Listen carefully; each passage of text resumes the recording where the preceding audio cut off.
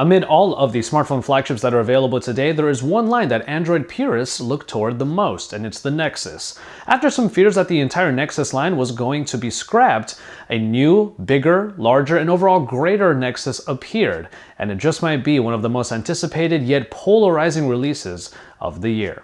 Hey, it's Josh Vergara from Android Authority. What's going on, everybody? And here is my full review of the Nexus 6. The Nexus has grown up, literally, into a large form-factor device that directly rivals the many we've seen released this year. Design-wise, we have a phone that is akin to a very large new Moto X. This is Motorola's envisioning of a Nexus device after all, with the button layout all on the right side, a distinct curve on the back that also provides curves to the metallic sides. Two grills on the front house the phone speaker and the dual audio setup. Some might be surprised to find no LED notification light here anymore. This is for a specific reason that we'll get to in the software section. The large 5.96-inch panel manages to keep the bezels pretty respectable and is covered by a 2.5D glass for that subtle rise and curve all around. Elements on the top and bottom are centered, and the lines of the metallic frame make for a really slim profile.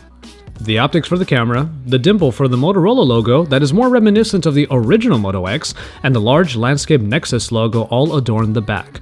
This hard plastic doesn't get smudged too easily, especially in this white edition, and that signature Moto curve tries to help with the ergonomics. But that's when we get into the handling. At first hold, this phone simply felt too big, but I realized that was in hindsight. After all, the Samsung Galaxy Note 4 is the same size, pretty much, as the Nexus 6, but it did not get the same reaction as this one did when I unboxed it. And I actually found out why. I realized that it wasn't necessarily the size of the phone, but its materials. The hard plastic on the back does tend to slip around a lot, as does the metallic frame, which actually doesn't have a very uniform size due to the curve that this phone has. So for those of you out there that have larger hands, and then the Nexus 6 will feel more normal to you, that's perfectly fine. But for the rest of us, there's more to contend with this phone than just the size. It also has to do with what material it's made of. All in all though, the Nexus 6 is simply exquisite, taking Motorola's updated design language and bringing it to the Android purist. Just be wary of its handling experience. And the whole reason why the phone is so large is because of the display. A 5.96-inch display adorns the then aptly named Nexus 6 and gives it a large screen experience. It doesn't even stop there, because the Quad HD display thus brings 2560 by 1440 resolution and 493 pixels per inch for some real sharpness. Simply put, this screen is a beast, and its viewing experience is indicative of that, due in part to the AMOLED construction. Colors remain vivid and bright throughout without going too overboard, and having all of this real estate in order to play games and watch Netflix or YouTube definitely mitigates the handling experience. Viewing angles also all look quite great, and in broad daylight the screen manages to remain quite viewable. We've said before that Quad HD doesn't quite blow away 1080p displays. Personally, I think that I would have had just as much fun with 1080p on here, but even if it's not an upgrade that is so easily noticeable, it is still highly appreciated. And all the work and play that screen allows is powered by the best processing package available right now, the Snapdragon 805 with the Adreno 420 and 3GB of RAM. It's obvious that Motorola and Google were going all in with this phone, and it shows in all aspects thus far. Coupled with the optimized and beautifully designed Android 5.0, smooth doesn't even begin to describe how well this phone performs. Only when I was going at an incredibly rapid pace and loading certain functions like the camera out of nowhere did I find a little more extra loading time, but for everything else, the Nexus 6 excels. With the new recent app screen also locking your tabs in Chrome, the list can get enormous, and yet, the speed didn't let up one bit. In hardware, the Nexus does remain true to its more bare-bones nature, providing all of the needed tools for connectivity but foregoing mainly the addition of a micro SD card slot. Larger 32 or 64 gigabytes of storage are available options, however. While versions of the Nexus 6 will be available via the major carriers in the US, this unlocked version perfectly took my SIM cards from both AT&T and T-Mobile. Call quality was standardly good in my main testing on the T-Mobile network, with calls coming in nice and clear on both ends, and the front-facing speakers are good to use for a speakerphone experience. Speaking of those dual front-facing speakers, they are here in specific grills on the front, making for a good stereo experience that is very welcome on the Nexus. I wouldn't say it's as good as the sound coming from the HTC One phones, but it is almost as high on the quality scale, clearly beating out any of the rear or side-mounted speakers from other competitors.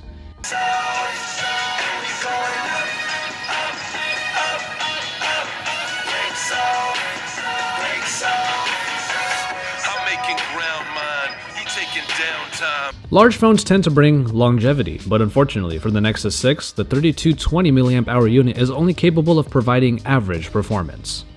Screen on time never really got past the 5-hour mark, making a full day of work definitely possible, but never really going past that. With heavy usage, you can pretty much expect that amount of total time, especially if you're constantly on the phone.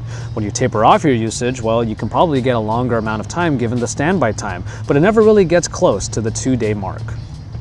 Even the redesigned battery usage area knows when the phone will conk out, and it knows it's not going to go for a long time, usually adding up to about 12 full hours on a single charge.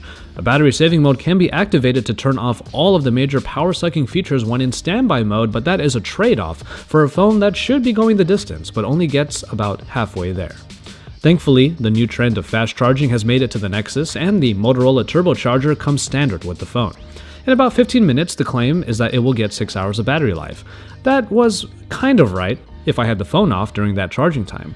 When the phone was on during a charge, it took longer than that, though I will admit that the time to charge the phone definitely is shorter than compared to other normal chargers. Still, it's a handy but unfortunately totally necessary tool to have, and it means bringing the larger plug adapter brick with you in order to take advantage of it. If there was one place that the Nexus has always had a bit of a hole, it was in the camera quality. The Nexus 4 simply wasn't a good performer, and the Nexus 5 received only a somewhat better upgrade. But now there are quite a few great cameras in the market, and if the Nexus 6 wants to compete, it has to step its game up. And with a 13 megapixel shooter at f2.0 aperture sporting optical image stabilization, it seems poised to do so. The camera app is the Google camera that came out a little earlier this year, which keeps things pretty simple with just a few modes for panorama and photosphere, but adds in the lens blur defocusing feature along with an enhanced version of HDR. The app is not that hard to use by any means, but a few better design choices could have helped. Mainly, the ability to activate video via an extra button rather than swiping the menu over and selecting the mode, and then you have to go into that very menu just to access the settings.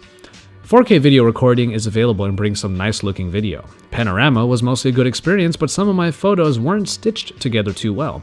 And Photosphere is a novel but ultimately not always used mode, at least for me. But you want to know about the image quality. In a nutshell, it's a huge improvement. I still remember the first picture that I took and reviewed in the photos gallery. I was surprised at how detailed and sharp the photo was without going too hard on the processing. Indeed, your focal point will have a very good amount of detail to it, and as far as colors go, there's still an extra bit of saturation, but it keeps the picture from straying too far from being accurate. HDR Plus actually does what it's supposed to do, by capturing all the dynamic ranges and putting them together for a compelling shot. Tapping on a dark point in the photo to up the exposure can blow out the lighter parts of the scene, and HDR Plus solves that problem.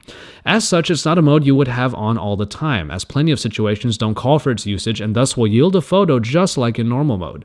It's a mode best used outside, where the daylight is mixed with all the dark shadows it creates. Low-light shots are actually quite decent, with the low aperture able to capture some nice shots. Unfortunately, the flash isn't much help as it harshly illuminates the subject. This is one of those concessions that I would say HDR Plus actually helps, even though it's not really made for this situation. All in all, the camera is a refreshingly pleasant surprise in the Nexus 6, and I continue to be impressed with it after pretty much any photo or video that I take.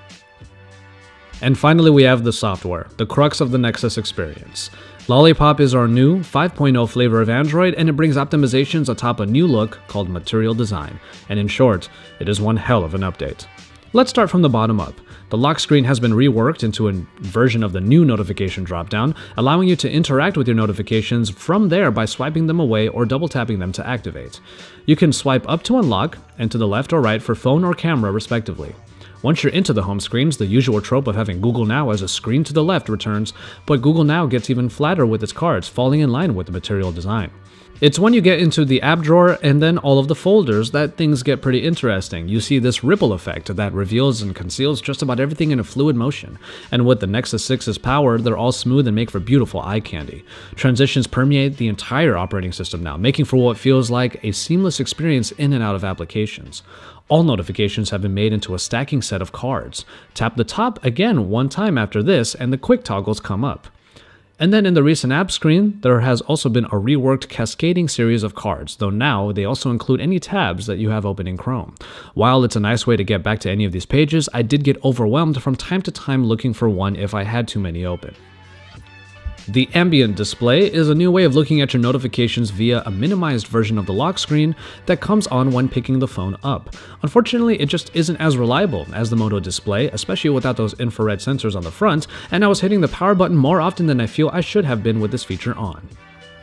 This is obviously Google's way of making up for the lack of an LED notification light. But even though I haven't really paid attention to LEDs on phones like this in quite a long time, ambient display is still an implementation that needs a few more improvements before the change can be more compelling. The only thing that makes me miss the notification light is how Lollipop handles low battery states. If you have the power saving mode set to turn on when hitting critical levels, the top and bottom bars turn red. This is just simply jarring, and honestly, it was pretty annoying to me. As Android continues to really strip away the extras and get back to a really simplistic place, the small details are what really made me happy. In the quick settings, tapping the words Wi-Fi or Bluetooth take you to the settings page. The battery icon was moved up top to save some space, and hitting the mobile network icon shows you your data usage. Even if sometimes the quick heads-up notifications will cover my video or game, they weren't gross offenders and don't stick around for too long. And as this design permeates throughout the different Google apps, it looks like Material Design will help make many more experiences better.